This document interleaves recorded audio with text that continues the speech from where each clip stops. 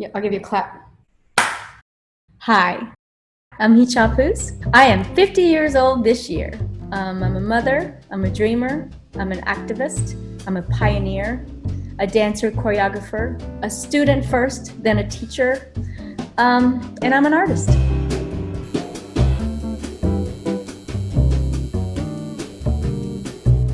I am so grateful to have you on Plugged In. We've been collaborating for some time, and every time I'm blessed with that opportunity, I realize one, how lucky I am that my career has taken the trajectory it has, and what an incredible and collaborative and giving artist you are. And I'm always so grateful to work with you. So having you on Plugged In is really exciting. The very first time I met you, Jerome, and we had our first show together, I knew that you would be a mentor of mine for a very long time. And you inspire me in ways that I think only true artists who know their stuff can. And I recognize how giving you are. So in a sense, what I've become is partly due to the mold that you've created for me. So I appreciate you, and I appreciate being on the show. Thank you so much for having me on. Oh, absolutely. That means the world to me. Let's jump right in. So let's tell me a little bit about your origins environment, what you grew up in. Tell me a little bit about that space. So, I mean, if you want to go way back, I'm an immigrant. I posted a video not too long ago that my daughter made. I've been cleaning, there's COVID-19 created some space for us to do some cleaning and some organizing. So we had an opportunity to clean the garage, and what I found was a VHS tape of my naturalization ceremony. And my daughter took it and made a video of it. So it was, not that I forget that I'm a immigrant, but it was a nice reminder of how enthusiastic I was to be a citizen of this country, and how fortunate I am, and why it's so important to me to vote and to take a stand and do all the things that we are given as citizens, because not everybody is. So having that passed, I didn't really find dance until high school, when I started doing pom and cheer, and that was my initial beginning with it, was just connecting to music and learning Janet Jackson videos on my own, and not realizing that too was dance, because when I started to quote unquote train, I realized how behind I was, because it wasn't until I was 19. Okay. So I met this wonderful teacher named Cici Farha, and she kind of took me under her wings and just taught me everything. And she was more ballet technical. Her background was more ballet, so I was just basically thrown into this world that I wasn't familiar with. And so I learned technique really quickly, because I'm quite driven. If you didn't know that. Yeah. And then, my very first show that I was ever on stage with anybody, as far as like being a performer, was for Lyric. It was, I played Connie in a chorus line. One of many times that I did that. So that was my very first experience, was at, a Lyric show. And then I kind of decided from there, the trajectory was going to be a performer in LA. So I did that for about 5 years, I think, and then decided to move home.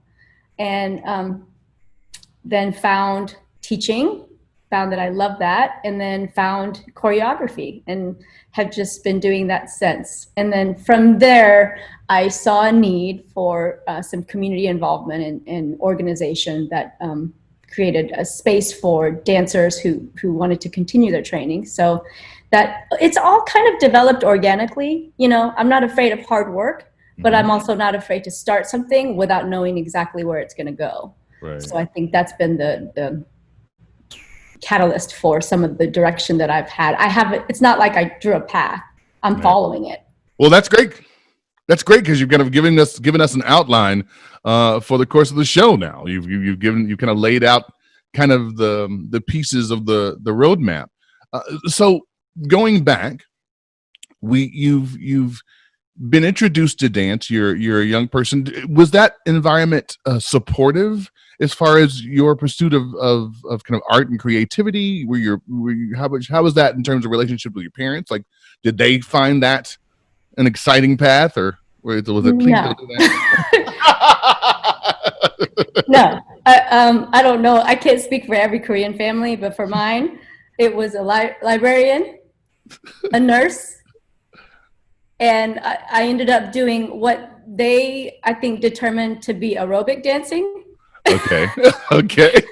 That's as far as they could go in their concept of what exactly I did. Right. Right. So I think that they get it now Right. more so than before, because they, I've won a couple of awards, and people have talked to them about it. I think at a pretty young age realized that if I was going to do this, I needed to do it on my own. And it may have actually been part of the reason why I was so driven and steadfast, because I knew I had to be. I knew that it needed to mean enough to me that I would do it with no support.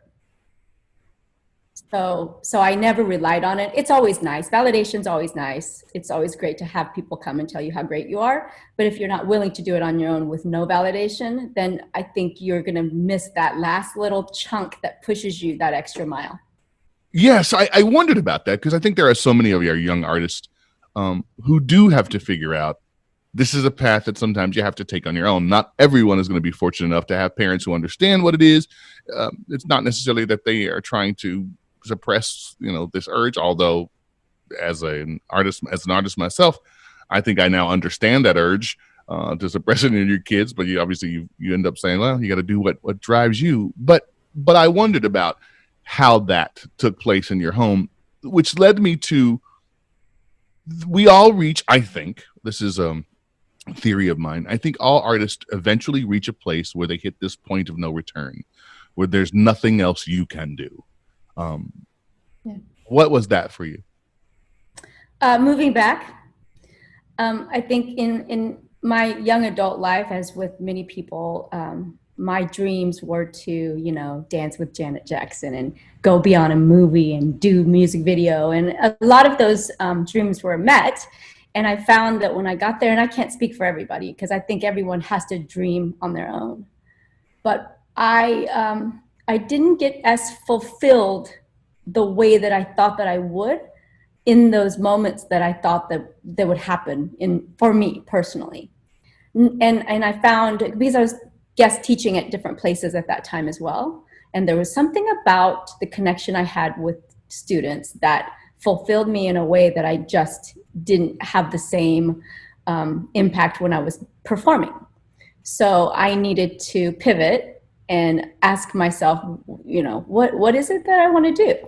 So there was a year when I moved back here and I had been just performance. That's all I was thinking I was going to do. There was a year that I went through a really hard, it was hard to get off the couch. I had, I didn't know what purpose there was here for me, because I was unfamiliar, all through my 20s, all I want to do is get out. Right. I couldn't imagine, I got here and I was like, what is going on? What do I do? Right. So I found teaching right away. And then I also found a community. I was at Douglas High School for a couple of years. And I saw, I think in the class that I was teaching in, and I co-taught with Marianne Shelley, who was I think she was the gym teacher at the time, but she was a clogger. So she had those kids clogging, and she wanted to bring me in to help with just some hip hop and some shows that they were doing. And 50 of the most incredibly inspiring, talented, lovely, hilarious kids. And I think they really helped me get through that time, because I had a purpose and I didn't for a year know what I was going to do. So even though it was only 2 years that I was doing that, I learned a lot about how to teach and about not taking for granted any student, because they were so welcoming and so wonderful. And here I am, an Asian woman going into a primarily Black school, saying I'm going to teach them hip hop. Right. And I would expect to be met with lots of trepidation and like, what, you know? Yeah, sure. People would assume that. How you gonna teach us? And you know, maybe for the first 30 seconds they did that, and then the Right. music came on, and then we were together. Right. And they were 100% welcome, and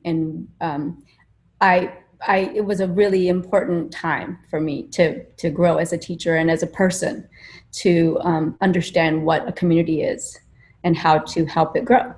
Right. So that was kind of the beginning of my teaching career. Then I went on to OCU, and then UCO. I've been there since 2002. So okay. I remember specifically around Full Monty, which is what I was thinking of. But that's right, Peter Pan, because you did the Tiger Lily in that group of kids. Ugga Wugga. Ugga Wugga. Thank you. And I remember thinking, okay, how's she going to get these kids to do what we talked about in our meetings? And then I just saw that too. Your son. You have to cut that?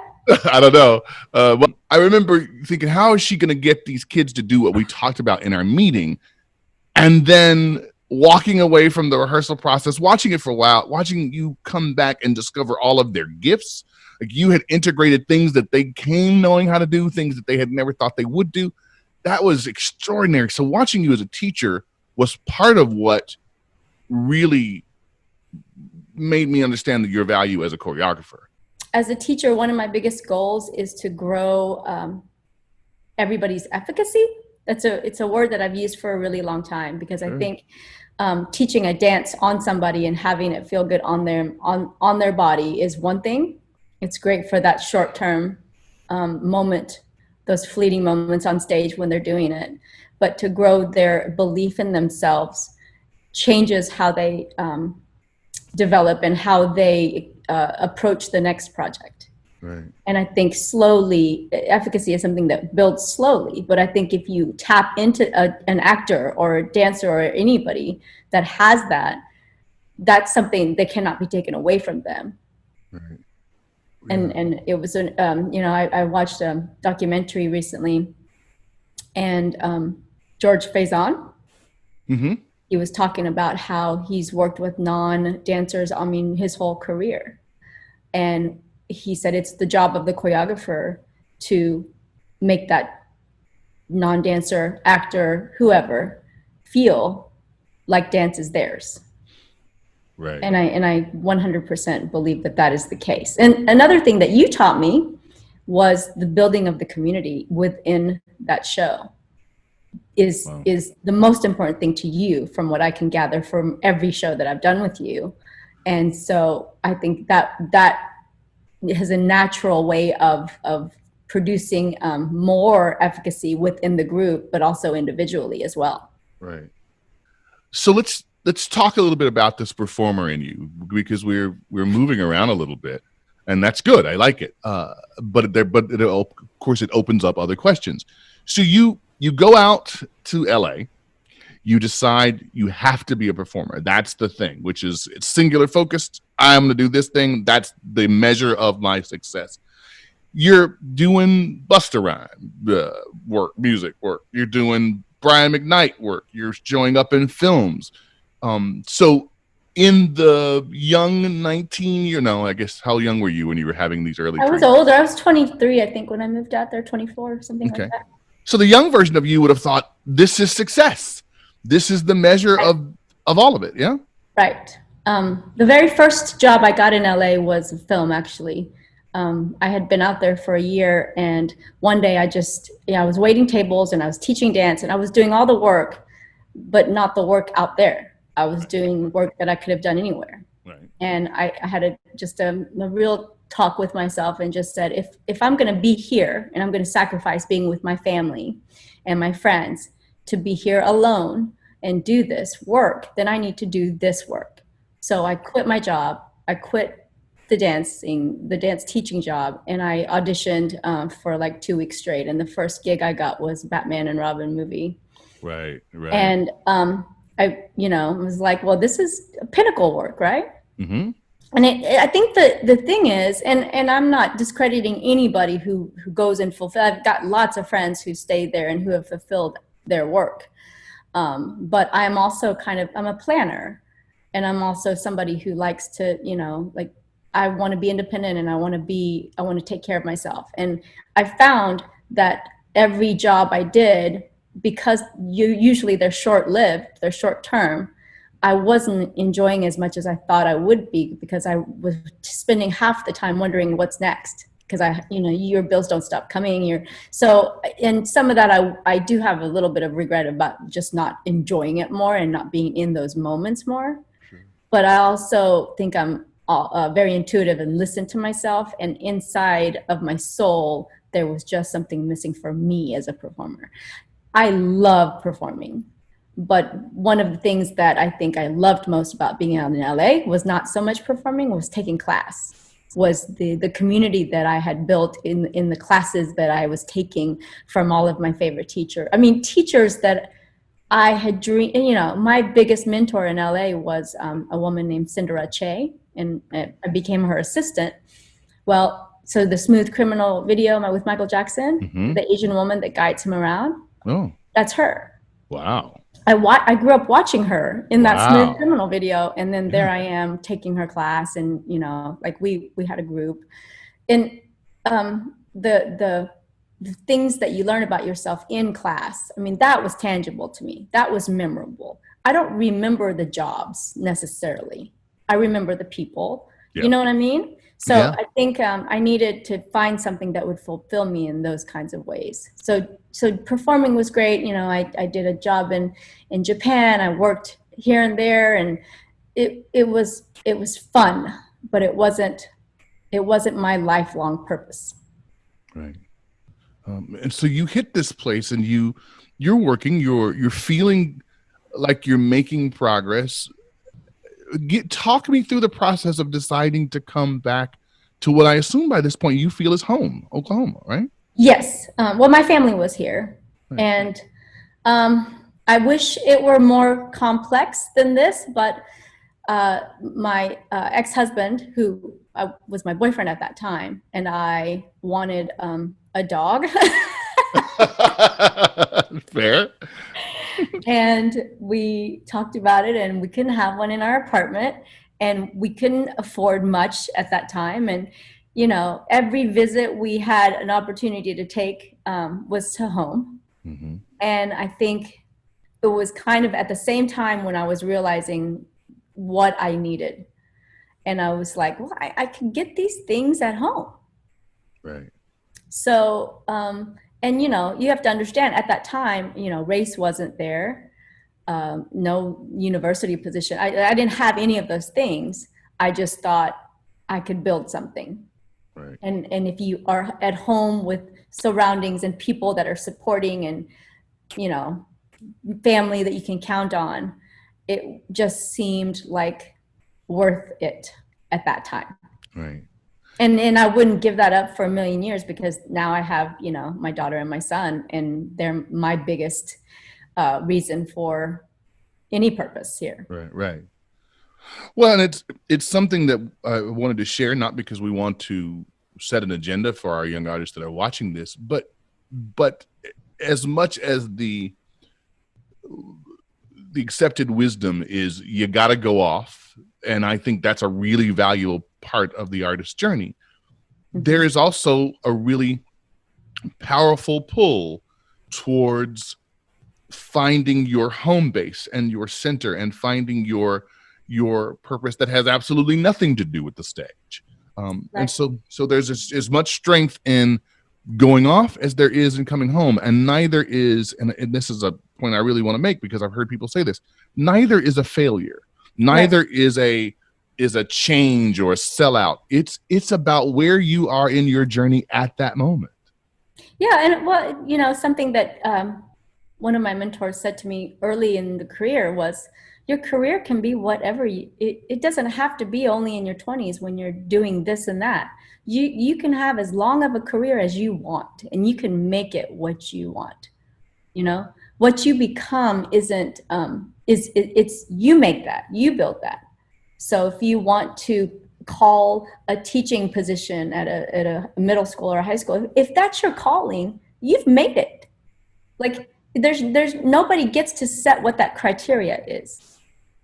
And I think authenticity in yourself and knowing and then following because you feel a certain way is probably the most important thing. I have friends who have been teaching artists, and they've been doing that, and they travel the world, and that's their path. And that they don't see what I do as any less than.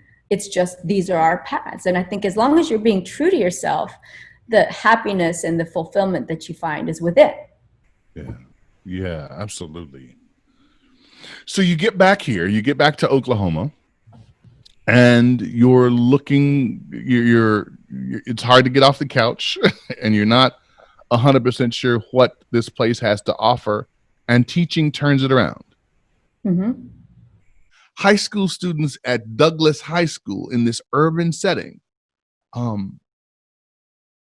Tell me about your experience there. Tell me about your experience, Asian woman working in this school at that time. Because we're talking about the 90s? We're talking about 90s. I think it was 99. I think it was 99, 2000 maybe, or maybe 1 year less. I don't remember. Well, okay. So, I mean, teaching there to me is no different than teaching at the college or I don't treat different groups or populations or, I taught at a Dance with Down syndrome. I don't treat people differently. I don't teach differently to different folk, right? So I expect the same out of my college kids as I do.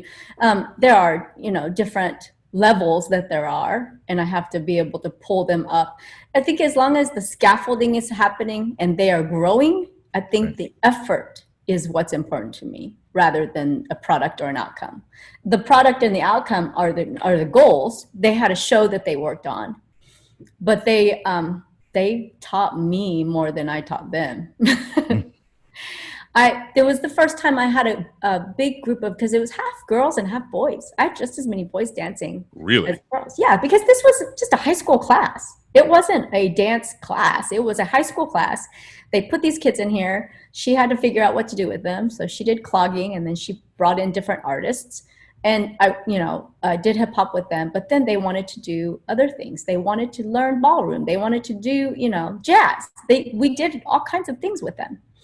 And what's interesting, I'm glad that you brought this up, because one of the things that came out of this experience was I met a student named Carlos Robinson. Okay. And he actually 10 years later, I started Race, and I was trying to develop a show, and I wanted to use it to reach out to the community. And I developed a show called the Hip Hop Nutcracker. Right. The main character of the Hip Hop Nutcracker is usually a girl named Clara, mm-hmm. right? And the setting is a nice, beautiful home and affluent society. Mm-hmm. And so I wanted to flip that around. So our main character is Carlos. And you did the voiceover for me for the first couple of years. And he is loosely based off of that boy that I met. And Carlos was one of the best dancers I had ever seen in my life. And he was in a street dance group called Sex Mob. Okay. And people still talk about this group. And they were so good. They did some things here and there throughout the community. Anyway, long story short, he had a stint in he would get in trouble, and he had some issues, but he turned his life around. And what's so interesting is we moved to OCCC, and at the time that we were there, he was also working there as I think the admissions director now. And now I believe he is the admissions director or the main guy about admissions at Langston. He got I think he got his PhD. I mean, he was struggling as a junior, and now he is incredibly educated, incredibly, just a leader in the community.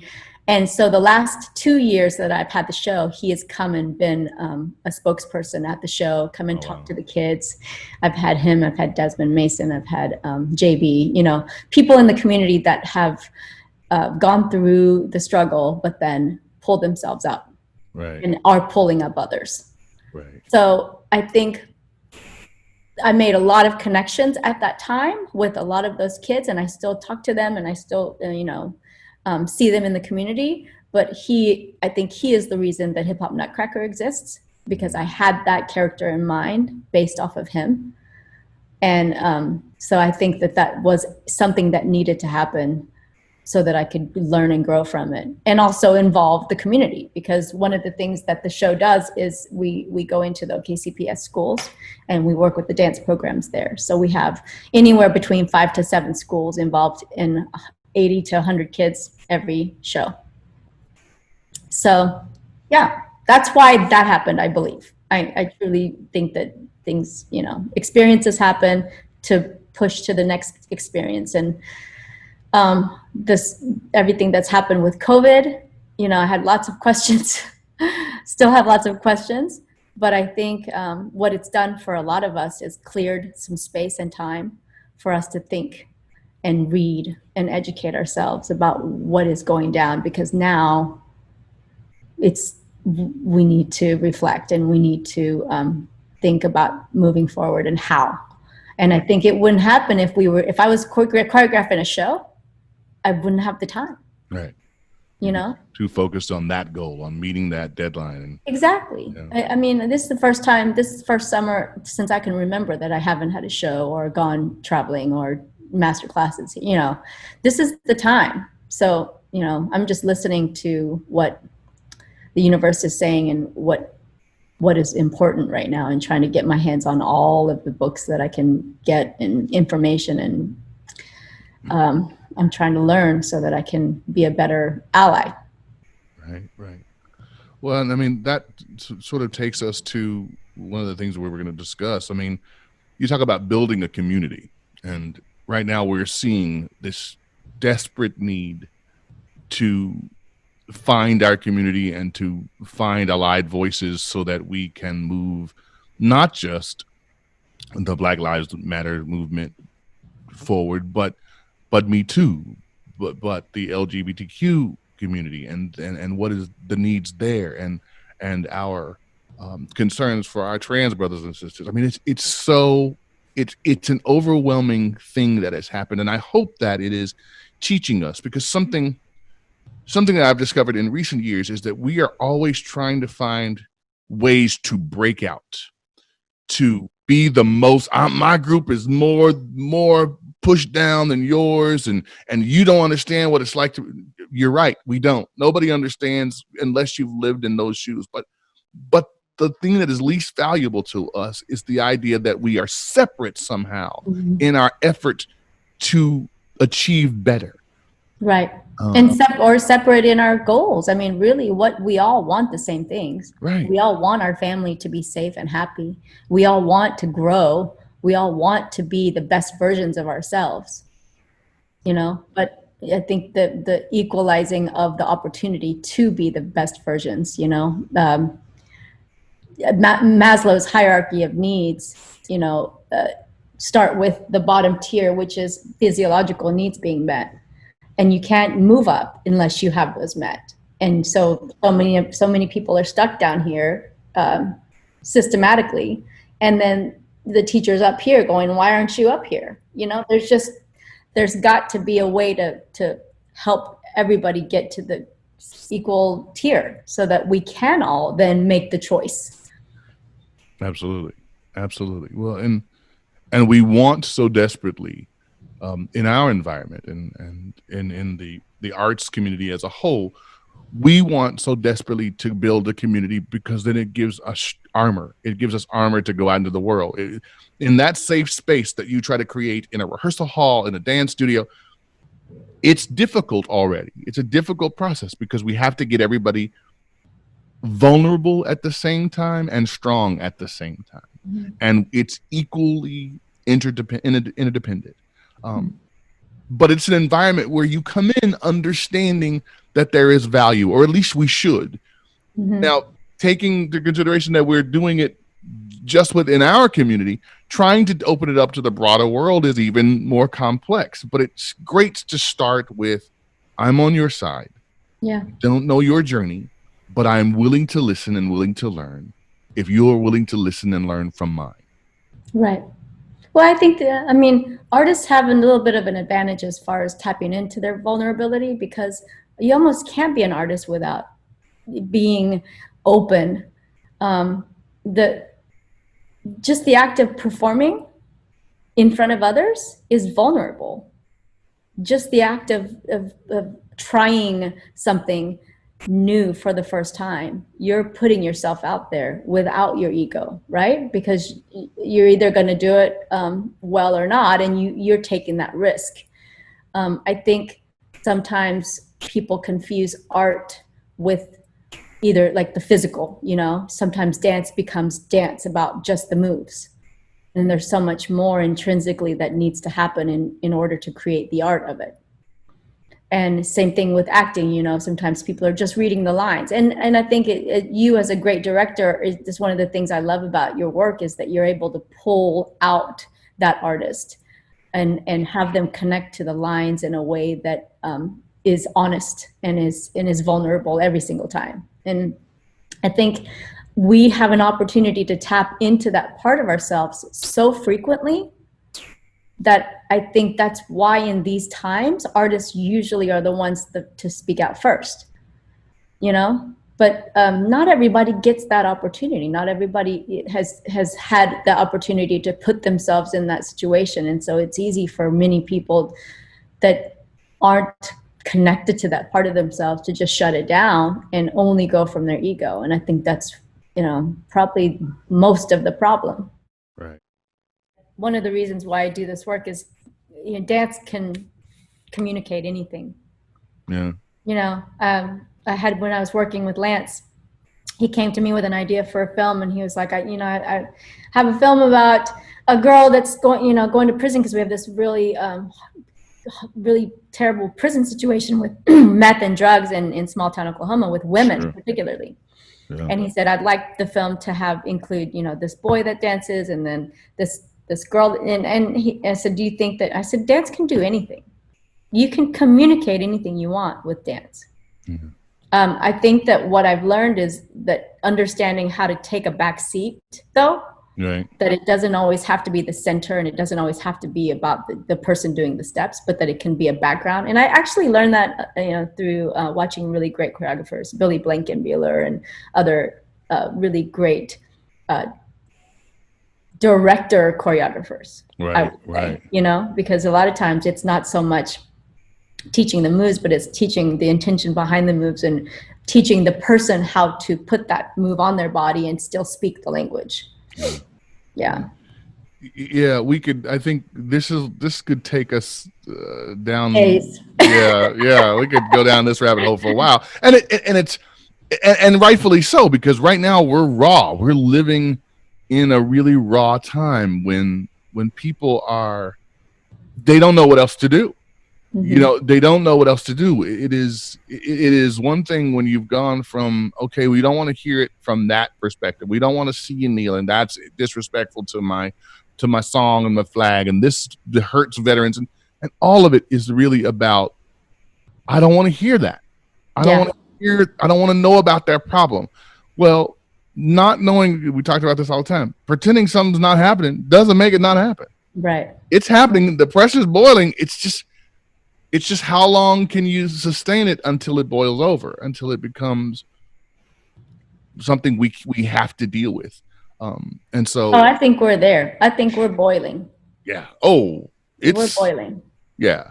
The pressure cook it's the top's blown off, I think. Yeah. It's a question of, you know, how do we move forward in a way that is productive and that I hope is inclusive in the end, because I don't think you can deal with one issue without acknowledging all of it.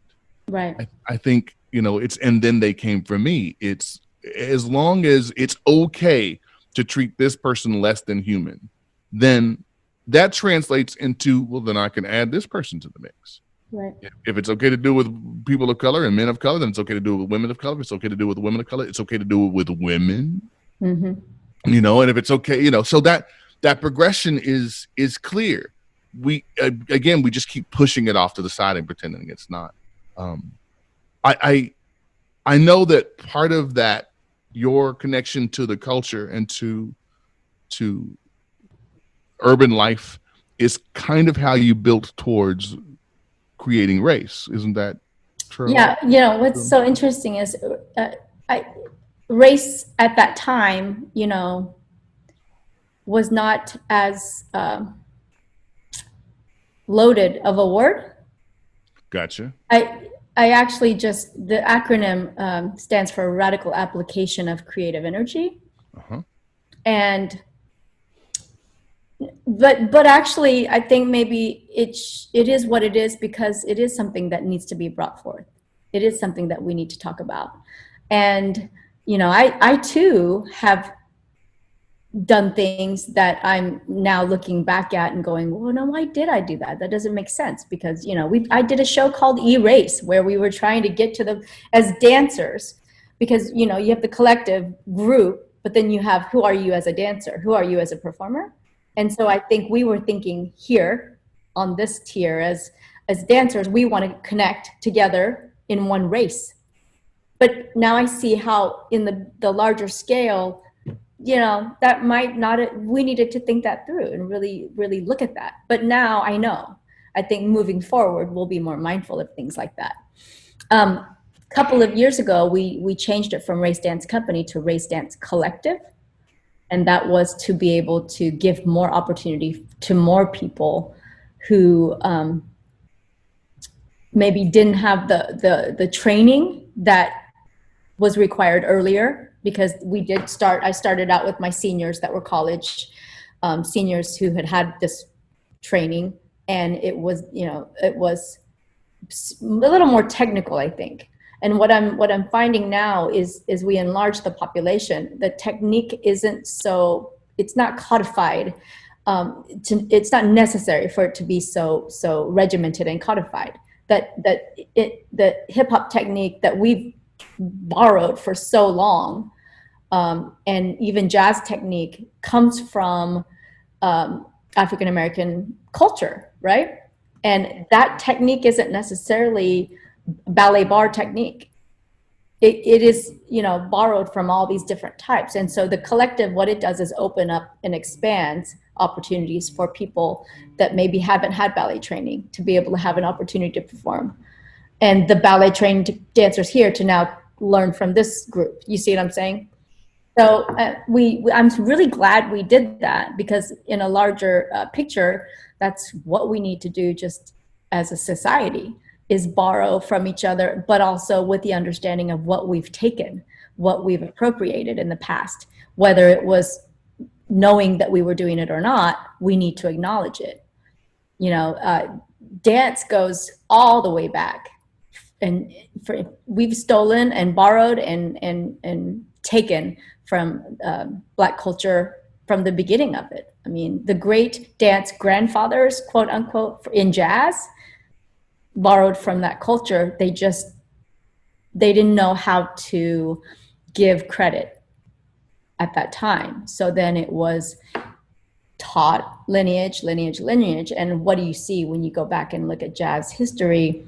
If you don't go further, you see, 3 really great white men teaching this codified language that was not just made up by them, but they took it from different cultures and different people of color. So that's kind of where we're at now with the collective, is trying to start the dialogue with other dance teachers and dancers to say, hey, we're still learning as well, but let's learn together and let's learn the accurate history. Just like the resurgence of people saying they didn't know about the Tulsa race massacre. Yeah. I mean, why didn't we? Well, it's been an interesting time, and obviously that was not originally the reason why we set up this discussion. We wanted to talk about art, but we're forced as artists to talk about where we are. Our reality reflects the reality of the world around us, and there's no denying that. But it's been interesting because I've been reached out to by so many wonderful people And so, we're worried about you, and we don't even know how to begin, how to, say how much we're concerned about what's going on. And I say thank you in response. But what I've started to figure out is that what I need to be saying is to these friends, I am appreciative of your care and concern, but I want to clarify, this isn't my situation. Right. This situation doesn't belong to me alone. It doesn't feel as connected to you. And believe me, our stories are different. That is for certain. But this crisis that we're experiencing, that we're living through right now, belongs to us all. Mm-hmm. What has happened is it hasn't belonged to us all in the past. It seems separate. Oh, that's a Colin Kaepernick thing, and that's not my deal. Nope. He's telling you what is happening to all of us. It's happening to you too. Yeah. You're not on the receiving end, but it's happening to you too. It makes you vulnerable to it. And if we don't deal with it, we just continue to kick the can down the road, and it continues to expand, and its reach grows. If I can treat these people as less than human, then I can treat these people as less than human. Right. So it's going to be really important to vote, is what I'm saying. Yeah, it really is. It really is. And I also think that it's super important, and now that we're having this conversation, it's really important to get our people to understand you don't have to start from zero. You don't have to start from no information. It's like every generation, we think the best way to solve a problem is to reinvent the wheel. The best way we could solve the problem is the same way wealth grows. You take the wealth from the generation before you and you build upon that. And you take the wealth from this generation, you build upon that. But we can't see it as simple as that. We can't reach out to it. It's hard for me, full disclosure, it's hard for me to talk with young artists, young activists, because I feel like we don't share a similar understanding. And this is people on the same side of the divide. Mm-hmm. We're so trained to be at each other's throat. It can't be Bernie people and Biden people working together. It has to be Bernie versus Biden. It has to be LGBT versus Black. It has to be Asian American. That's part of the ploy. Yeah. That's part of the plan. It's been set up that way. Yeah. Yeah. Yeah. If we don't communicate, then we can't get better. We can't grow. We can't learn. We can't achieve anymore. We just stay at each other's throats. Right. And it's difficult, but I think that's part of what we do as artists, is remind people it's not new. These stories are shared. We just have to figure out what to do with the information. Right. Well, the awareness is now out. There's more, this is a time when it's more important to talk now about it. I had one of my dancers said, "Why now? There have been many, many killings. Why this one?" And, I told him, "Why not now? If not now, then when?"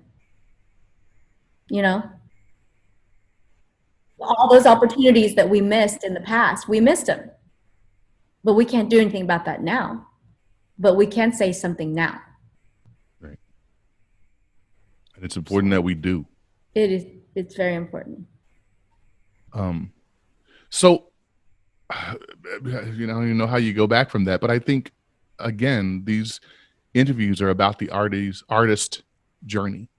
And I think this is definitely a part of your journey. And it has been almost for as long as I've known you. You're constantly trying to course correct and make adjustments. And I applaud that, because I think you can't know tomorrow what the culture is and how it goes. Hey, what you did in 2001 was not good for the movement. I think it all cyclical. It all comes back around. We're constantly discovering. We're constantly evolving. But oh gosh, I'm a completely different teacher, choreographer than I was when I first started. Yes. Thank God. Imagine you have to be. Yeah, I imagine you'd have to be. Yeah, yeah. But with that in mind, so there's the little girl somewhere who is looking at her Janet Jackson videos, and or whoever the new version of that is. I'm sorry, I'm very old.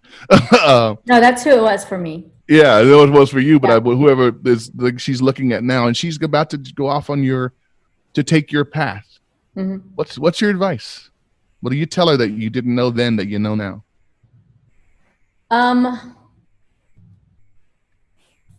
would say, and I say this to a lot of aspiring choreographers, is that you're going to spend a lot of time alone, and you got to get right with yourself so that you enjoy that time, because there's much work in art that cannot be done with other people, and I think that I think it took me a long time to be okay with that, and to actually enjoy it, and to if I think of it as a bank, you know, I make lots of deposits into the bank by whether it's just doing some exercises or choreographing for no reason or just dancing, just moving my body. I make deposits in the bank so that when I'm ready to withdraw, there is plenty in there. And I think if you don't make those deposits with your soul, I mean, and it isn't always dancing for me. Sometimes it's reading poetry. Sometimes it's just sitting outside with birds and my dogs. Sometimes it's reading. You know, it's about finding connection to yourself in a way that when it's time to withdraw, you're not depleting something that then you have to make up things that, you know, it should be within you. I don't know if that makes sense, but I just try to make lots of deposits. And a lot of times, you know, in nonprofit work, there's not a whole lot of money. And I think that's something that I needed to learn as well, is that not happiness can't always be tied to money. Of course, I want people to make money. Of course, I want people to not have to struggle. But I feel like there's purposeful work that I think it's important to find work that you would be willing to do, even if there wasn't money. And I don't know if that's leading people down a path that, you know, isn't great, because people have to have money, but I feel like that's someplace else. I think that's a different, for me anyway. I have work and I love my work, and it allows me for homes and cars and things like that. And then I have my purpose.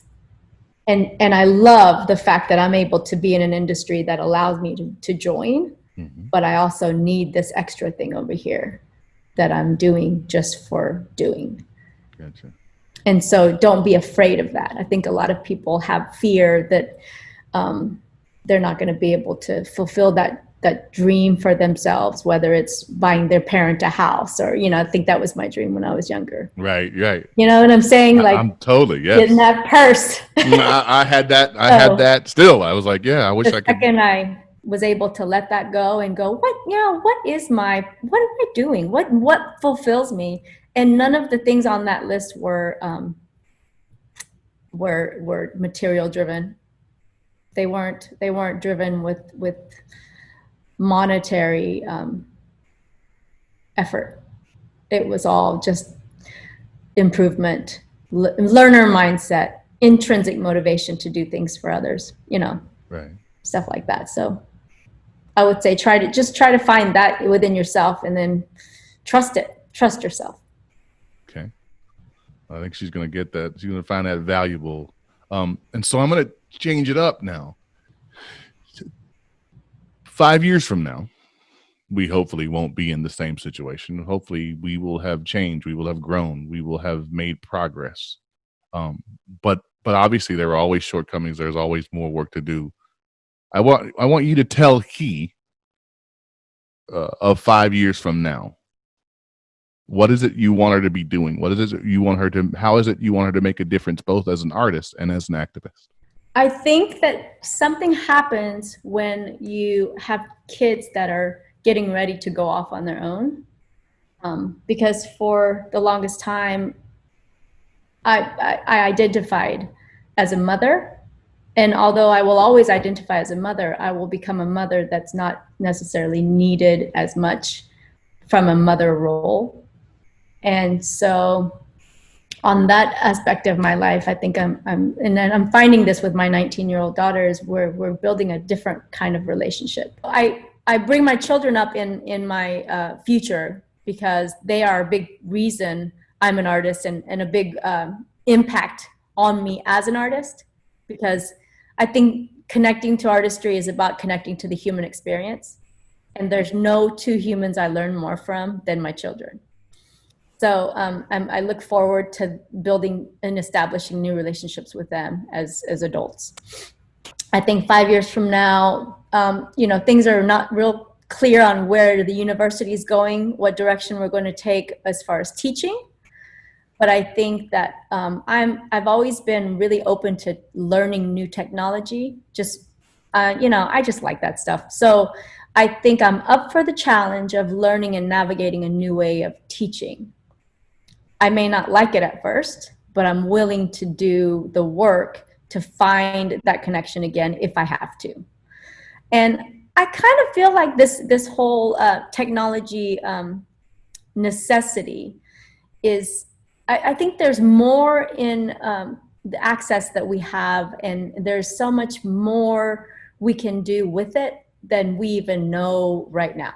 You know what I'm saying? So I think that once people, last week, I was able to take a class from my friends in Vancouver and from LA. I mean, I took class with people all over the world. And I mean, personally, I think that's pretty cool. That's awesome. So, Race the Space, when we do our classes, even if we get back into the studio, if and when, we will continue to probably stream them virtually. Just because through that Race the Space class I did a couple of weeks ago, I found alumni from OCU, and then it turned into an alumni class that students from OCU and UCO came together, and I had like 50 kids from all over the country come together and do a class. Now that never would have happened. So yes, this new world navigation is scary, but it's also quite exciting because we have an opportunity here to connect widely. So I think I see us navigating through that world a little bit more, and being more open to what comes our way as far as access. I've had to learn new apps to learn how to play music with the head thing, and let people, all kinds of stuff. And every meeting is just hilarious. So, you know what I do. As far as the theater world, we kind of have to wait and see what's going to be allowed there. I don't think it can go away. I think it has to just assume a new way, right? Mm-hmm. So I'll just be waiting, because creativity for me is never going to stop. I'm always going to want to do the next show or do shows that, luckily, because of you guys and theaters, actually all the theaters in Oklahoma, City Rep and Lyric and you've been creating work that I think is interesting and not just the same old Yeah. So I will always want to be a part of those types of shows. Right. So I think we just have to figure out what the next level of creativity is. Absolutely. But I think that's what we've been prepped to do, is to think beyond. Right. So I'm ready. I'm boxing. Feel it. I'm training. I got my kickboxing going on. You're all about it. I'm ready. So I have a question for you. Yeah. So I'm pretty clear about this in my head for myself, but what is the favorite project that we have done together, you and me, of yours? Oh, man. Yep. I don't really work that way. The favorite is, I gotta pick one. Yep. The most recent is always my answer, I guess. The thing I've done that I can. That? The most recent thing we did was Curious. Yeah.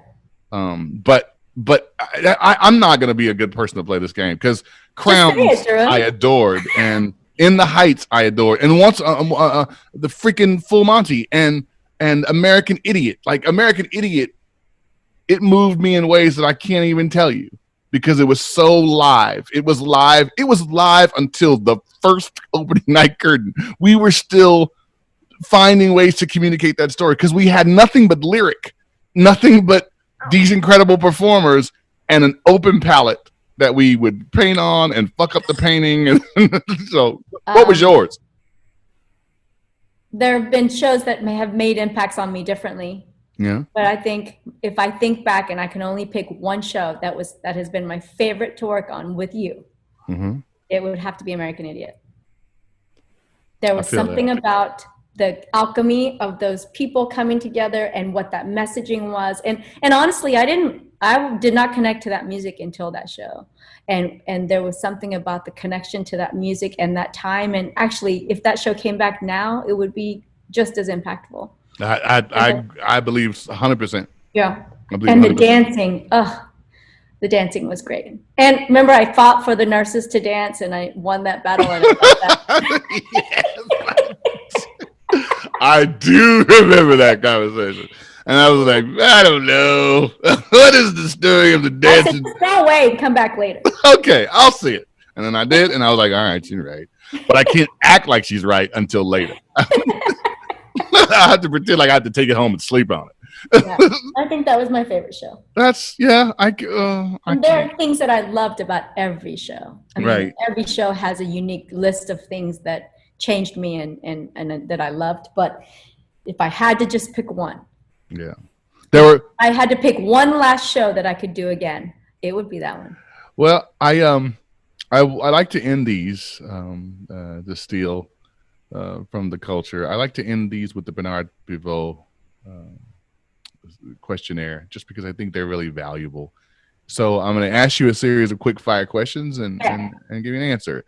I've always wanted to do this. What is your favorite word? Ooh, I'm supposed to answer fast. Well, it doesn't have to be so fast. Just God, I have so many. Passion. Love it. What is your least favorite word? Hate. What turns you on creatively, spiritually, emotionally? Openness and challenge at the same time. Do I have to choose just one? Dang it. I don't think so. Okay. You can do it however you want to. It's your questionnaire. What turns you off? Closed-mindedness. Meanness for no reason. Dig that. What is your favorite curse word? Can I say it? Sure. Fuck. Like, what the fuck? Yeah. Love it. What sound or noise do you love? Well, okay. So, throughout my career, I've been told that I don't know how to count. Huh? Because when I teach, I'll always go, 5, 6, 7, 8. So I like to hear my students regurgitate the sounds that I make. That's the absolute truth. What? You do. Okay. What is your least favorite sound or noise? What noise or sound or noise do you hate? Silence that comes from hopelessness. Wow. That definitely has a sound, doesn't it? Mm-hmm. What profession other than your own would you like to attempt? I in my profession, I've had the really great opportunity to be more on the administrative side of education. Mm-hmm. So on the academic side, learning about ed psych, learning about writing, dance standards, and that side of my brain really loves it. Mm-hmm. It just takes up a lot of time. If I really wanted to delve into it and go get my PhD and all of that, mm-hmm. I would have to give this side of it a little more, and I'm not quite willing to do that. But I think if I had the luxury of time to be able to do that, I think I would definitely dive into that world. Because I do really love cognition and motivation and all the psychology behind what motivates us and drives us. Yeah, the academician part of your brain. The academic side, which is so funny because I was a C student in high school. Because we were all trying so hard to get on stage somewhere. We were like, yeah, you should also do math. Yeah, math. Hilarious. You know, that's so funny. I'll tell you a funny story about people would always sit right next to me in math class until the first test.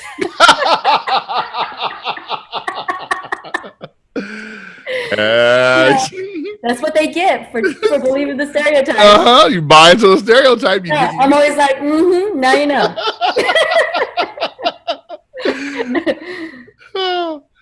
What profession would you not like to try? Politics. I understand. Jesus. Yeah. And 10, if heaven exists, what would you like to hear God say when you arrive at the pearly gates? I think heaven does exist. I think I believe the second my daughter was born, I believed in a God in a way that I had never known before, and I think heaven is I think that the God that I like to think is here and watching all of us wants us all to be there. Mm-hmm. And I came from a Baptist Buddhist upbringing, by the way, which is why I don't go to church anymore. Well, and there's, to be fair, there's not a ton of Baptist Buddhist churches left. No. My father was Buddhist, not a practicing one, but he definitely, I definitely have Buddhist, inclinations. Yeah. My mother was Baptist, and so we grew up Southern Baptist. I was just about to say Southern Baptist and Buddhist. Yeah, wow. It was very confusing. My mother was a remarkable lady, and I credit my power and my will to her, because she raised me in a time when women weren't allowed to be conflicting and to be subordinate. And she was able to manage to keep me protected in a way that allowed me a voice. Mm-hmm. And it wasn't always, in public, it was always, you should say this and you should say that. And she taught me how to be. Mm-hmm. But then in private, she would tell me how proud she was that I was so strong and strong-willed. So although it was confusing at times, I understand why she did it that way. And I also understand that she gave me her power. Right. So I not only grew my own power, but I got hers. Right. So, but yeah, I think God would say that I want you here, and I want you, you're all welcome. Yeah. It's been extraordinary. I say often that we are what we share. And one of the things that you and I share, and I think I realized it more today, is that we both learned how to wear the mask. But we both spend a lot of our energy trying to get it off. Mm-hmm. And it's a difficult thing, but it's a really worthwhile thing. And then particularly in this time, the world needs more people like Hui Cha Poos. You're powerful and you're willful. I know I have the battle scars to prove it. But I am so thankful that you are an artist in our community and that you're an activist in our time. And I just love you. And I think you're just exactly what our audience needed to hear from. So thank you so much. Thank you. Thank you for doing what you do.